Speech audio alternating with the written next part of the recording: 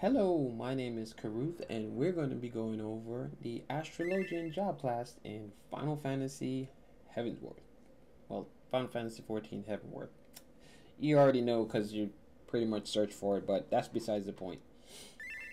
What you're going to be seeing here, it's me playing, and I rather use certain things in real world, opposed to a.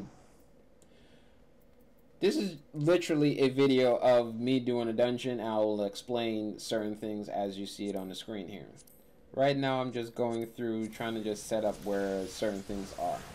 And my macros is set a certain way depending on the party members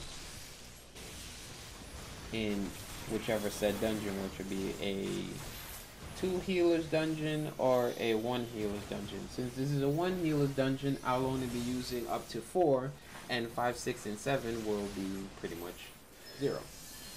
The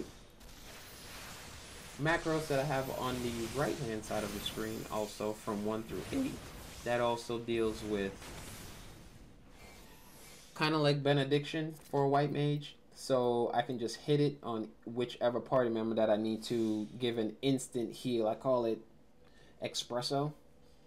Because, you know, when you get a double shot of espresso, you kind of, you know, you wake the hell up. So they're about to die. So that's why I call it espresso.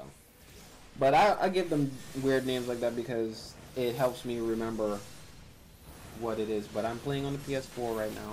And as you can see, I just cast Benefic, and you see me casting. You get a free Benefic, which would be Benefic 2.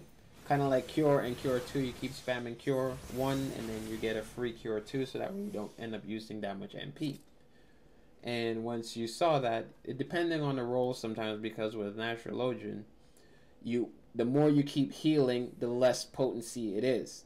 So it's not like a white mage where you heal and it's going to be, hey, it's the same number and it's going to go up. No, and then you get that one big jolt randomly. An Astrologian actually decreases every about, I would say, 10% every time you keep using it. So, and also depending on, you see I just healed and it only went for like 336, and the last you just saw, that big one earlier, was like 3,000. So it's randomly generated depending on the situation or however the heal is for that given time. Sometimes you can get a good heal that puts their health, top it right back up, and sometimes you get one where it's not really going to do that, so you have to rely on other things. You just saw me use disable on that screen. If he did a big AoE attack, what disable would have done was remove him doing his ability and reduce the amount of damage that we're going to take as a party. Depending on if you time it correctly, it's more of a timing thing, not just it's going to disable everything. It's going to disable that attack that the boss or whichever enemy is going to be doing on you at that given time. So if you time it correctly, you can nullify a very big AoE move. From what I've noticed from majority of bosses, some of them is it's immune to it, and I've only seen it happen twice. But it's a pretty good move depending on the dungeon that you're in, because you can definitely get out of certain sticky situations depending on the boss, or if you're in Alexandria at some point. I haven't used it in Alexandria, but I'm just using it as an example. The card system is actually pretty fun as well too. Right now you're going to see me use Royal Road on the arrow card. The reason why I use it on the arrow card is depending on the card, it gives you different effects. The arrow card actually gives you a AoE and 120% on the potency of your next roll. So depending on the next card that you pull, it's going to apply to everyone in your party if they're near you. So if they're around you, you pop up your next card, it's going to be an AoE.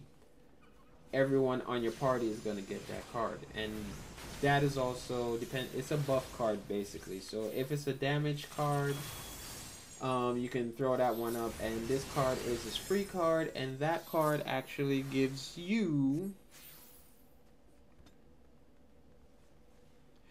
reduces target's recast time. I had to look on my other screen to get the information because not all the time I actually remember every single one of them. It's more of you remember when you're playing opposed to when you're not playing and you're trying to voice over a video.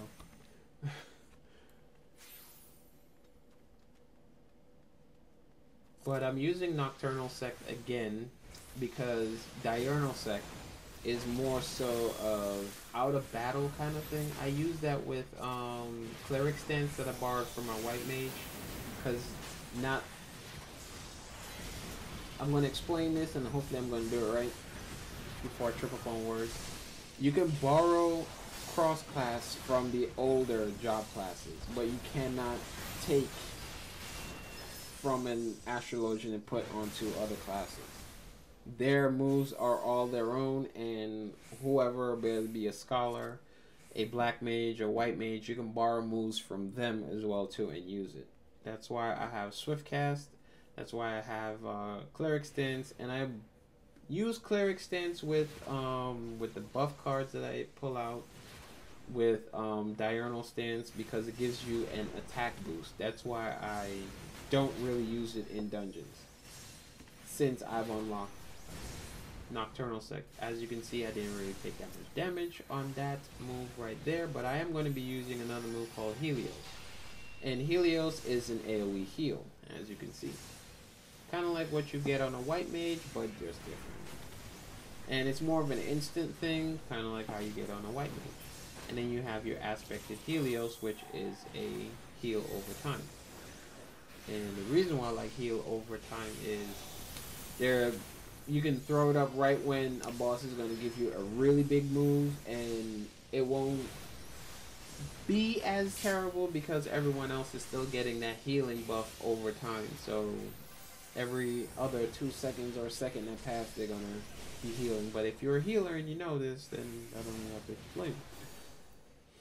But the beautiful thing I love also about an Astrologian is the more you use it, the more you understand how their job class work and the beauty behind it. Another thing you can also use is light speed, but light speed is more of a situational thing where you cast it, it lasts for 15 seconds, but everything you cast from that point on with light speed on, it's instant. So let's say everybody in your party just got hit with a really big AoE and you can't cast anything else because you're running around. You hit light speed, you have you start pressing all your buttons and it's instant. Everybody else, you just start throwing up instant. If you need to do a aspect of Helios, it's instant. You're going to take kind of a hit when it comes to its potency though. That's the only drawback with using light speed. It's instant, but you're going to take a potency hit for using it. So it's not something I rely on the most. It's more, like I said, it's a situational thing. So if everybody looks like they're about to die, you might want to use that really quickly to get everybody back up to health. Ascend is kind of like raise. If a party member dies, if you use it with Swift Cast, you can get the party member up pretty quickly. Other than that, it's pretty much the same cast time as a white mage's raise. And it sucks because it's cast time on that thing is long as hell, and you cannot use it with light speed because I've tried, and cast time is pretty much still the same. I think it doesn't. Light speed just don't affect ascend, but Swift Cast does. So there you go. There's the answer to that. But you can use your card system to buff the rest of the team, help them out in situations. So it makes the Astrologian a very versatile character to have, and depending on whichever their heal is that you're going to be using, it's actually pretty good. There's another move that I really suck at pronouncing the word to it, but you'll see it down there underneath too. It looks like two heads facing each other. It's a symbiotic link between you and whoever you cast it on. So let's say you're in a situation where your tank is taking a lot of damage, or your DPS is taking a lot of damage. Depending on whichever one that you cast it on, it mimics the Cure 3. So if you cast a heal on the person who have that ability, whoever is next to them, or vice versa, is going to get 50% of whatever you cast. So if you cast a heal for 4,000, 50% of that is going to go on to the next person, which is going to be 2,000. So you get to heal two people at the same time. I normally use it a lot on DPSs or two tanks, depending on the dungeon that I'm in. So it helps me out without overcasting heal and wasting a lot of mana, or MP for some folks. So I don't use it too often, but I've used it enough that I understand it. But it comes in good handy when you need it. Aspected Helios is, again, a heal over time. And I like using it as well too. And Aspected Benefic is what you're going to use if it has, depending on the stance that you're in, it's going to have two different effects. If now I'm in Nocturnal stance, whenever you cast it on whatever party member you're casting it on, it reduces the damage taken by the number that you saw once you give them that heal. So if you heal them for 1,200, whatever they receive in damage, they're pretty much, that number is what's going to be nullified by their damage. Hopefully that's explaining it properly to you. So they don't really receive that much damage depending on when you cast it, but once they get that initial hit, it comes off immediately. So there you go. When it comes to Aspected Benefit, if you're in Diurnal stance, it's more of a regen ability than kind of like a Scholar ability once you're in Nocturnal Sect, and it's a regen ability kind of like a White Mage in Diurnal Sect.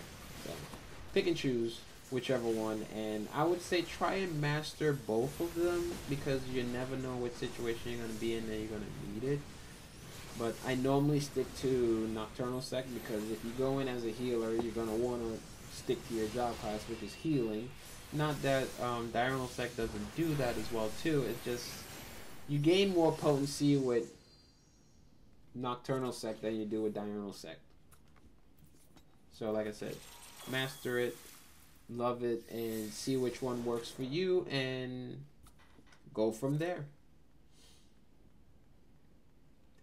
Time Dilation is another ability that you're going to receive at level 40. No, not level 40. Level 56 is when you get Time Dilation. And what Time Dilation does is, let's say you cast a card, and let's say the balance card.